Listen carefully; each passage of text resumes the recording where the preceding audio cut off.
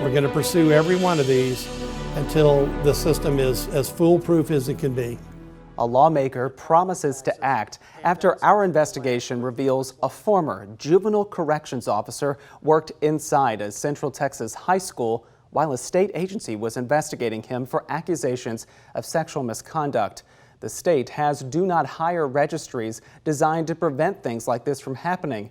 But investigative reporter Kelly Wiley found blind spots and delays across that system. We're going to call up the last and final panel, Isaiah Smith. My name is Isaiah Smith. I represent myself, my credentials. I am, I guess, a student leader.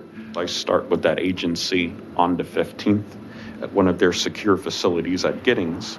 Days before Isaiah Smith started officially working as a corrections officer at a juvenile detention facility, he was testifying before the Texas legislature about issues he saw there as a volunteer. I have volunteered with the agency for around 1 year and 2 months. Smith's employment at Giddings State School began in August of 2022. But within 2 months of working for the Texas Juvenile Justice Department, he was fired. According to TJJD records, while on duty, Smith turned off his body camera. A young boy there reported Smith touched him inappropriately. The agency began an investigation. Smith was flagged in the agency's statewide database, warning every county juvenile facility in the state. But records show nearly a year later, as that investigation continued, Smith began working as a tutor for the nonprofit Austin Partners in Education, assigned to Aikens High School. Soon after, Austin ISD police say a student in the program told them Smith touched him inappropriately.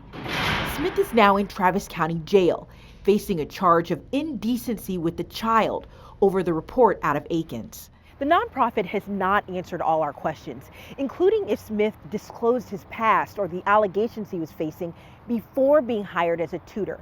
But if Smith did not share those details, we learned there's no way the nonprofit would have known. The database where TJJD flagged Smith is only accessible to other county juvenile facilities in the state. The Texas Education Agency, public schools, and educational nonprofits don't have access. Look, we're talking about the safety of kids. We're talking about, these type of incidences. Once somebody becomes a perpetrator of this, they just continue and they don't stop. That's when I saw the story, I said I had to act. And I had to act by asking the two agency heads, what happened here?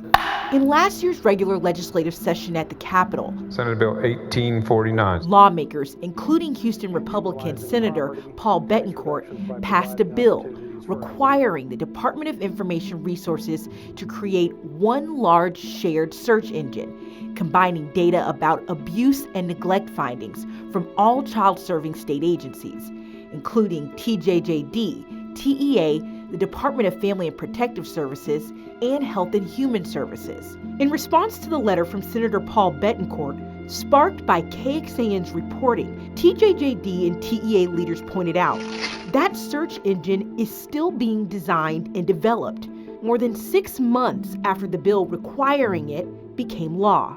The Texas Department of Information Resources, tasked with building this database, tells KXAN it's now only in the assessment and design phases.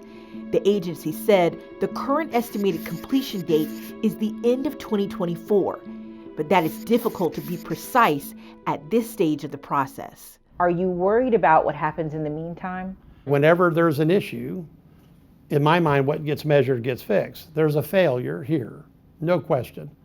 And this person should have never been around young people ever again in their life.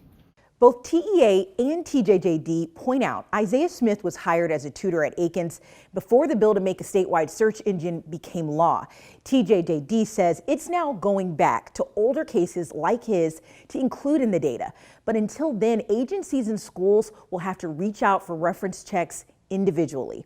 Aside from TJJD's database, TEA has one of their own, and we learned Smith is not listed in their do not hire registry. In a response letter to Senator Betancourt, Commissioner Morath pointed out a gap in the law that does not require districts to report incidents to TEA if the allegations are against a contractor like Smith, who is not a district employee.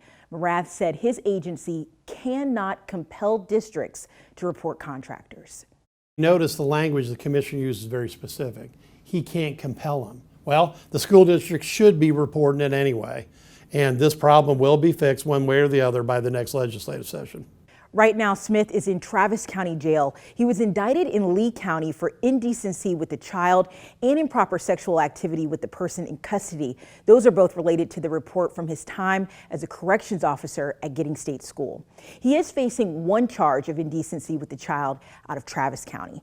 We did reach out to his lawyers and to him. Smith wrote us a letter addressing some of the allegations against him. He told us he had a settlement with TJJD erasing his disciplinary record. The agency told us that wasn't quite true. In a statement, they said there was a mediation right after Smith was terminated. He was allowed to resign, but the agency says Smith was still flagged in its database, and it did not stop their investigators from looking into the alleged sexual misconduct. You can read this story and any updates we receive in this week's State of Texas story right now on our website. Calls to poison control fuel new concern about cannabis-based products in Texas. There is some bathtub gin out there, and it's going to be a while until we get to the Coors and Budweiser of cannabis. Why some of the state's biggest supporters of medical marijuana are calling on lawmakers to create new regulations.